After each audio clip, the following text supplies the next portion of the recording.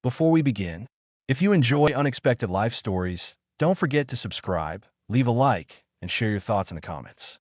Your support helps us bring even more gripping stories every day. The Neighbor's Betrayal. My name is David Harris, and for most of my life, I believed good fences made good neighbors because good people stood behind them. I believed in shaking hands, in lending tools, in returning them sharper than I found them. I believed that if you showed up for folks, they showed up for you. Then Henry Lawson moved in next door and taught me a different lesson, that a fence can be a blade, and a smile can hide a sharpened edge. I live on a corner lot at the bend of Cold Creek Road, in a house that still smells of cedar and old varnish when it rains. I restore furniture for a living. Oak dressers with stubborn dovetails, walnut tables that remember the elbows of 100 Sunday dinners. My wife, Sarah, used to say the place had a heartbeat. After she passed, I started hearing it in the floorboards at night, a soft, patient thump like a memory returning to its chair. Henry showed up 8 years later, riding a wave of property speculation. He bought the fading farmhouse to my east and arrived with contractors, glossy architectural plans, and a grin that had two settings, friendly and calculating. At first I tried friendly. We swapped weekend beers, compared notes on lawn care, and traded ladders when the gutters clogged with cottonwood fluff. He liked to talk money. Land is gold, Dave, he told me one July evening, kicking dust off his boots. Houses rot, cars depreciate. But dirt? Dirt prints money if you know how to read the map. My map has apple trees and a vegetable garden, I said, smiling so he'd know I wasn't spoiling for a debate. He laughed. Sure, but apples don't pay closing costs. The first sign arrived in the deal. Bright orange stakes sprouted along the edge of my garden, marching through soil I had tilled for 20 years. A neon line across my carrots and into the roots of my oldest apple tree, a gnarled Granny Smith that had been my daughter's measuring stick when she was small. I plucked one stake from the ground, expecting it to be a mistake. Henry walked over later, hands in his pockets. That grin turned reassuring. Surveyors came out this morning, he said. Turns out the boundary's a few feet inside your garden. That's not right, I told him. My deeds meets and bounds. Sarah and I measured it with a county map and a steel tape the day we closed. The line runs 2 feet east of that apple, not through it. Deeds and reality drift, he said, with a shrug that tried to look scholarly. But hey, we'll sort it out. No big deal. It became a very big deal when a crew arrived with post-hole diggers. They chalked a line, cut through my irrigation hose, and started setting 6x6s, swallowing my garden one plank at a time. I stormed across the lawn. Stop, I shouted. You're on my property. Henry leaned against a truck, flipping through a stack of papers. According to this, I'm on mine, he said. He held up a survey stamped with a seal I didn't recognize. Filed with the county this morning. I never received notice. You don't need notice for the truth, he said brightly, and waved his crew to continue. I could have called the sheriff right then. I didn't. I wanted to be the man I still believed I was. Patient, neighborly, reasonable. I told the crew to pause an hour while I found my documents, and they, glad for a break, agreed. I fetched the fire-safe box from the hall closet and spread everything on my kitchen table. The deed, the plat map, the title policy, a yellowed photograph of Sarah pushing our daughter on a tire swing. The legal description marched across the deed in stubborn compass bearings, beginning at the iron pin set at the southeast corner of Lot 12, 2 feet beyond the apple, not through it. I could feel the house's heartbeat in the floorboards, steadying my own. I went to the county offices the next morning, expecting a quick correction. Expectation has a taste when it dies, metallic, like you've bitten your tongue. The clerk at the land records window, a woman with an efficient bun and a nameplate that read L. Porsche, slid Henry's survey across the counter. This is the most recent instrument of record, she said. Filed yesterday. Recorded at book 1927. Page 214. It's wrong, I said, and showed her my deed. She studied it. Your deed references the 1987 plat, she said. There's a 2001 boundary line adjustment on file that supersedes that. What adjustment? I never signed anything. She tapped the screen, frowning. It appears there was a boundary line agreement between your predecessor in interest and Mr. Lawson's predecessor. I bought from my wife's uncle directly, I said, heartbeat stumbling. There was no boundary agreement. Then it predates your purchase. She peered closer. No, wait, this show's recorded in 2018, 6 months after you last refinanced. She looked uneasy now. That can't be right. There should be your signature if it affects your lot. There isn't, I said, and the floorboard heartbeat went silent. By the time I got home, the fence was half built. The crew had moved my stones, torn through my beans, and sunk a post where the apple's roots spread like fingers. Henry walked over with a paper cup of coffee and a pained expression. Dave, I get that you're upset, he said, but the paper's the paper. You don't want to be the guy who fights the county and loses, do you? It gets expensive. Where did that 2001 agreement come from? I asked. Who signed my name? He widened his eyes, all innocence. I have no idea. I just bill where the law tells me. I called an attorney. My first mistake was assuming the law speaks louder than money. My second was underestimating Henry's hunger. He was not trying to build a fence. He was opening his mouth to swallow a 5-foot strip of my land the length of a football field. Enough for a driveway, enough to subdivide, enough to make dirt print money. The attorney, a tidy woman named Claire Monroe, met me in her office above the hardware store. She read in silence, flipping between my deed and copies from the county I'd obtained after a long wait and a longer argument with Miss Porcher. The 2001 boundary line agreement was thick with legalese and glistening with a county seal. It was also a mess. The signature for grantor, David Harris's, is wrong, Claire said at last, pointing with a capped pen. You sign your capital D like a music note. This D is a door. She turned the page. And your notary is a man who moved to Arizona 18 years ago. She looked up at me. It's a forgery. I figured, I said, and felt no satisfaction.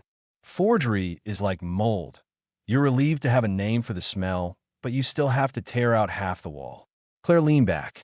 We'll file a lease pendants to stop any transfer. Then we'll sue to quiet title. But you need more than indignation, David. Forgery's one argument. Stronger is chain of title, something recorded long before Henry's fingers touched it, binding on him as successor.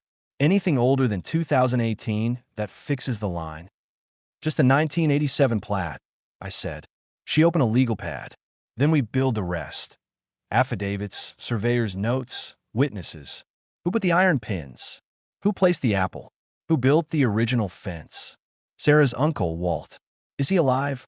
He moved south and lost his memory before he lost his keys, I said. He knows my name. On good days. Claire nodded, sympathy quick and clean. We'll find other anchors. Old photographs, tax maps, utility easements. She smiled without humor.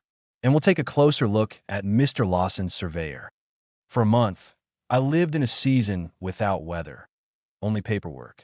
I drove to the county every 2 days, filed public records requests, battled blank stares and polite refusals.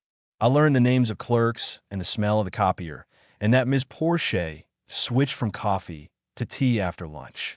I watched Henry pour concrete and a patio appear where my tomatoes had grown. The town took sides. Sides formed the way frost forms, quietly, and then suddenly everything is outlined in white. At the diner, a few men clapped Henry on the back. Hell of a fight, they told him. About time someone did something with those lots.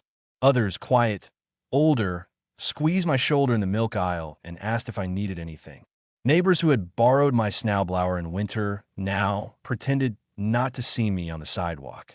Someone laughed when I drove by. I learned how reputation is a window. People look through it at whatever story reflects their own fears. Twice, Sheriff Tom Garland came out in response to calls. Once from me, once from Henry. Tom had coached my daughter's softball team. He stood with his hands on his belt and his mouth set into an apologetic line. It's a civil matter, Dave, he said both times.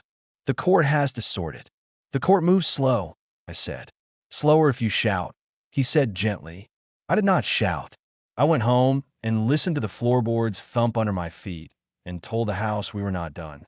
I cleaned my late wife's workbench the way I'd clean a rifle, every tool in its cradle, every screw in its bin. Order first, then battle. Claire filed our suit. The lease pinned-ins froze Henry's attempt to refinance. For a few days, the fence stopped growing. Then it resumed, slowly like ivy.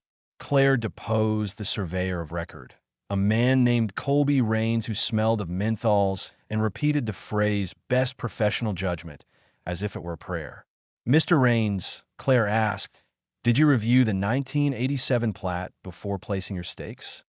I reviewed the instruments of record, he said. Which instruments? The most recent ones. So you ignored the earlier. I wouldn't say ignored. What would you say? He stared at the polished table and repeated, best professional judgment, a little louder. We needed more than a crack. We needed the door blown off its hinges. The unlock came like all gifts sideways. I was in the attic one hot afternoon, searching for a fan, when my knee thumped a warped board and the floor gave a rasping sigh. I lifted the board and found a narrow cavity, a secret tray in the house's bones. Inside lay two objects wrapped in oily cloth, a brass plumb bob etched with initials, and a leather notebook, its spine cracked and its pages full of crisp, confident handwriting, field notes. The notebook belonged to Joshua Reed, county surveyor in 1929, the year he set the first iron pins when the lots along Cold Creek were platted from pasture. He had drawn a tiny map on the first page, 2 lines crossing at a creek, with measured angles written in pencil that refused to fade. It smelled of tobacco and rain. In the margin of page 32, a note, apple planted on Harris Line as witness, Mr. Reeves requests. Reeves had been the farmer whose land later became Walt's and then mine. The apple was planted as a witness tree, a marker at the line. Witness trees, Claire said that evening when I called her, breathless as if I'd run there. Oh, David, in this county. She sounded louder, brighter. If we can corroborate, that's dynamite. Old surveyor's notes are admissible as ancient documents in this jurisdiction. She paused. Where did you find them? In the attic, I said, hidden under a board. She laughed once, stunned. Sarah was a genius. She didn't know, I said softly. Or if she did, she never told me. Then I realized what I just said. No, that's wrong. She left them where I'd find them when I needed them. That's who she was. Claire told me to bring the notebook to her office the next morning so she could copy it, catalog it, and lock it in her safe. I didn't sleep. I read Joshua Reed's notes by the kitchen light until the birds began. The house's heartbeat seemed to quicken, a rhythm of welcome. We didn't only find that. Reed's notebook mentioned the iron pins, said iron pipe at SE corner of Lot 12, 3 feet west of Creek Bank, Barrington Oaks south 12 degrees east. The creek had meandered over the decades. Rains's modern survey had followed the water's current edge. Reed's notes proved the line fixed to the pin, not the creek. Creek's wander didn't move my boundary any more than gossip moved the truth.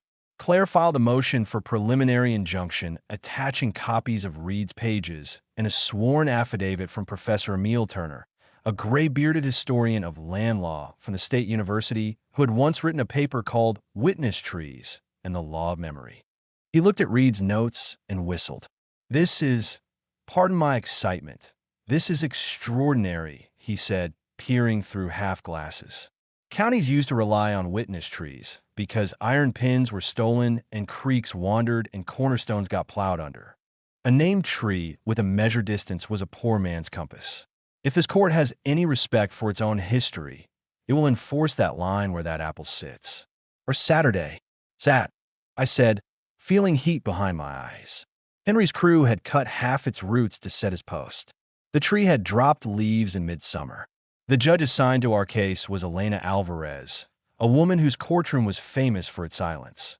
No phones, no whispering, no theatrics. She scheduled the injunction hearing for a Wednesday in early fall. The morning of the hearing, clouds stacked up over the ridge like folded blankets. I put the plumb bob in my pocket because I could not bear to leave it behind. Henry arrived with a different grin. It said, I've already won this in my head. He sat with his attorney, a sleek man who wore his suit like armor and did not look at me. Ms. Porche from the county records office was there too, summoned by subpoena, her bun tighter than usual. Claire called me first. I told the truth the way one tells it when truth is a lifeline and you're dizzy from treading water. Simply, without decoration. Claire laid Reed's notebook in front of the judge with gloved care. Professor Turner explained witness trees with the patience of a teacher who loves a subject. Ms. Porcher brought the recording book and, under Claire's questions, admitted that the 2018 boundary agreement had been stamped and filed without a signature verification because we were understaffed that week and because Mr. Lawson's surveyor assured us it matched prior records. Henry's attorney cross-examined with a sneer. "Mr. Harris," he said, "isn't it true that you stand to gain financially if this land remains yours?" "I stand to keep what's mine," I said. "That's different." "You hate Mr. Lawson," he said. "I hate lies," I said. When it was his turn, Henry smiled at the judge like a Boy Scout explaining a campfire. He talked about modernizing, about the county's need for growth, about how old men clutching old papers couldn't be allowed to impede development. He made the word old sound like rotten. He made papers sound like superstition. Judge Alvarez held up her hand. The room went still the way a room goes still when someone drops a glass and it doesn't break. "Mr. Lawson," she said, "this court is in the business of honoring paper. The law is paper with a spine." She granted the preliminary injunction. The fence posts on my side of the line would remain, but no new construction could occur, and no sale or refinancing could proceed until trial. It was not a victory, but it was a handhold cut in the ice. Henry's grin cracked for the first time. What he did next turned the case from a property dispute into a story people would tell. 2 nights after the injunction, someone cut my garden's irrigation from the main line and poured rock salt under the apple's exposed roots. The tree browned at the edges like paper held too close to a flame. Sheriff Tom came out again, squatted by the damaged pipe, and pinched salt crystals between finger and thumb. "This wasn't kids," he said. "This is a man who knows what salt does." I looked at Henry's dark yard and felt something settling in my chest that was not rage. Rage is hot. This was colder. It was a decision. "I'm done being careful," I said. "Be lawful," Tom said. "I'll be surgical," I said. Surgery began with records. While Claire prepared for trial, I called in a favor from a friend of Sarah's who had worked at the title company before retiring. Her name was Jenny Greer, and she thought in lists and love puzzles. I asked her to look not only at my chain of title, but at Henry's finances. Not his bank accounts. That was off limits, but the public pieces, deeds of trust, liens, collateral schedules. She called me 3 days later with a voice like a bell. "He leveraged it," she said. "Your strip. In a package loan." "Explain it to me like I fixed chairs," I said. "Henry took a loan from West Fork Capital last spring," she said. "A cross-collateralized line secured by multiple properties. His house, 2 rentals across town, and, get this, the additional square footage projected after a boundary line correction with you.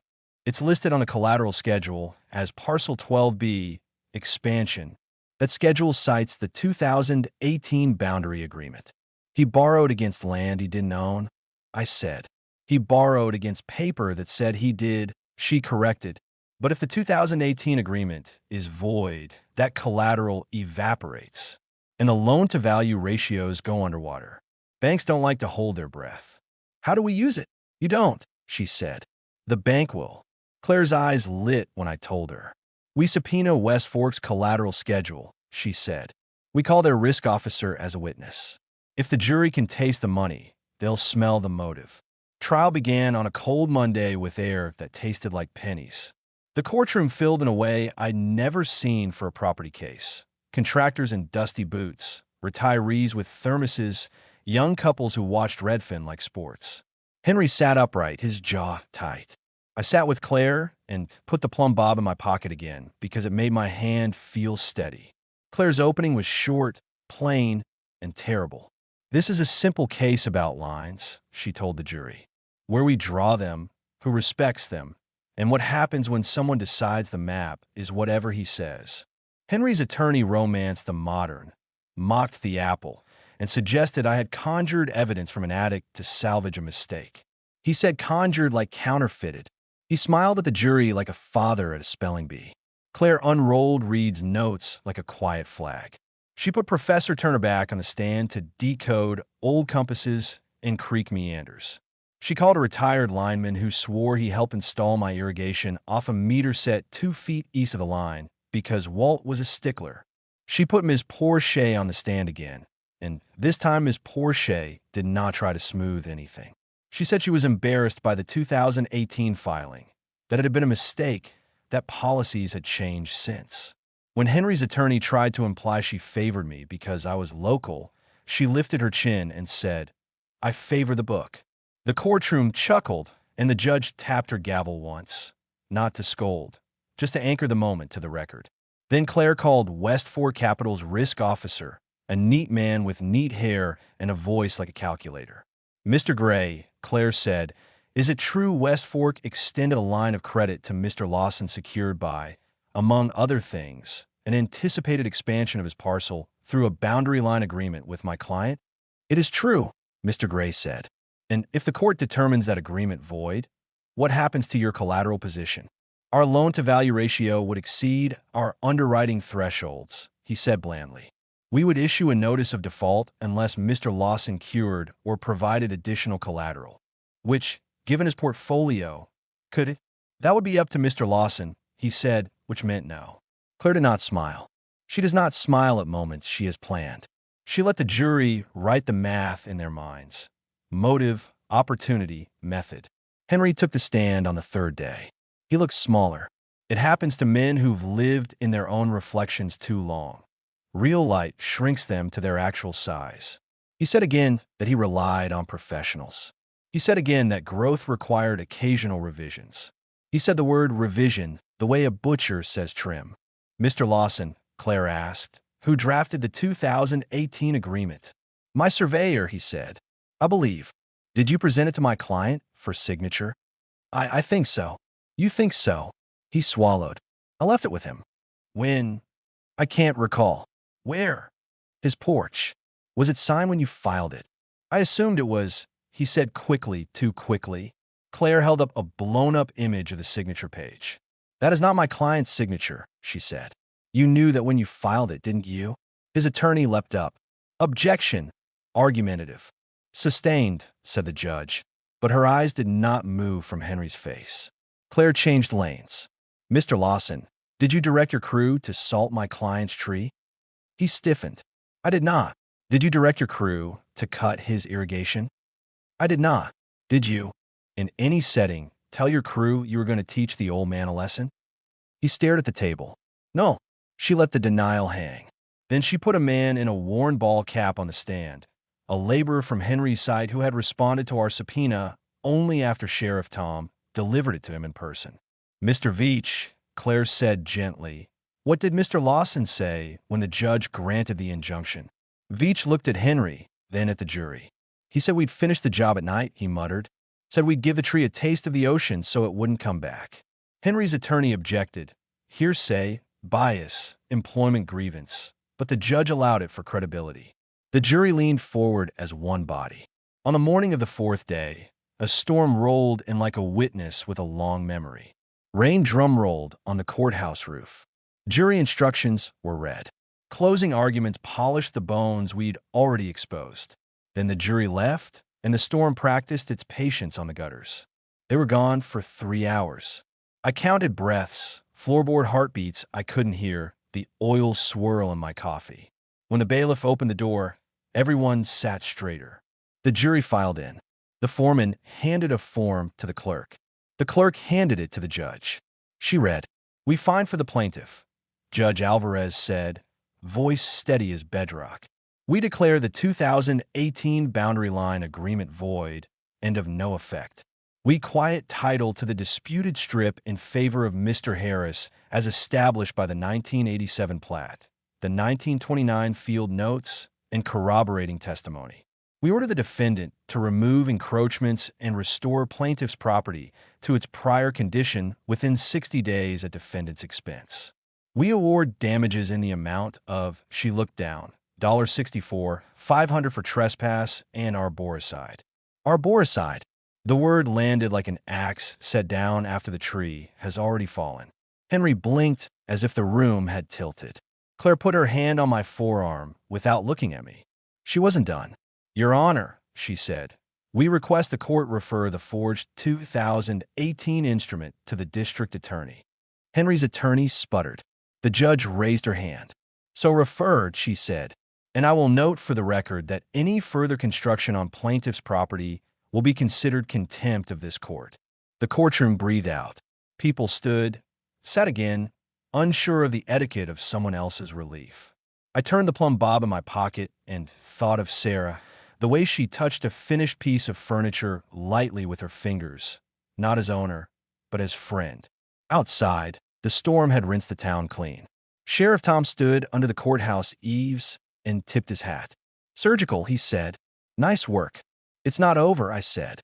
He nodded. No, it never is. But you get to choose your endings. 2 weeks later, a West Fork Capital sedan rolled up to Henry's new patio. The risk officer had not lied. The bank issued a notice of default. I watched from my porch as Henry argued with a man in a tie, while rainfall dripped off the edge of his unfinished pergola. I could not hear the words, but I knew their shape. When you leverage the map leverages back. Within a month, West Fork posted a trustee's sale. It felt indecent to read the notice stapled to Henry's fence post, the same fence the court would soon order removed. But I read it. I'm not a saint. I am a man who had his beans cut down and his tree salted, and some part of me wanted the universe to tilt, even if I didn't like that it tilted on money. Neighbors asked if I'd bid. Buy his place for the poetry, one of them said, with a half grin, half dare. Poetry doesn't need a deed, I said. I did not bid. I didn't want Henry's house, or the ghosts that come with houses won at auction. I wanted my line where it belonged, and my garden back, and the drumbeat of the floorboards telling me the house approved. Henry left town the way a man leaves a party, where he tried to change the music and broke the record instead. Quickly, with a face that refused to ask forgiveness because it did not recognize the word. The new owner of his place is a widower who teaches math at the high school and brings me lemons from a small, stubborn tree he winters in his dining room. He came by the week after moving in and asked where the line was, and I took him to it, and we set 3 new iron pins, not because the old ones were wrong, but because certainty is a kindness. We dug out the salted ground around the apple. We cleaned the wound where the post had bitten through roots. I read somewhere that trees forgive slowly or not at all. The apple forgave. In spring, it flowered shyly, as if embarrassed by its own resilience. Then it set fruit, and every time I passed it, I palmed a branch like the shoulder of a friend who had survived something we didn't name. I kept Reed's notebook in Claire's office safe, but scanned every page and framed the margin that mentioned the apple. It hangs in my shop above the bench where I sand tabletops. Customers ask about it. I tell them at the map back to the beginning, drawn by a man who knew that the truth needs anchors you can touch. People in town still tell the story. In some versions, I'm the stubborn old man who made progress kneel. In others, I am the man who saved a line. The versions say more about the tellers than about me. I don't correct them. I don't need to. The house knows. The floorboards thump at night. The apple throws shade in July. Once, months later, I saw Henry again. I had driven down to the county seat to pick up a load of salvaged oak and stop for coffee. He was sitting on a bench outside, thinner, suit rumpled, phone to his ear. He looked up when I passed. For a fraction of a second, his face softened, a boy's face lost in the woods. He opened his mouth as if to speak. Then the mask locked back into place. Dave, he said, his voice almost kind. No hard feelings. Hard boundaries, I said. Feelings are for people who keep them. He laughed a short bark. You always were sentimental. And you always were hungry, I said. That's not a crime. What you did to get fed, that's on the docket. He frowned, the words stinging. You going to enjoy this forever?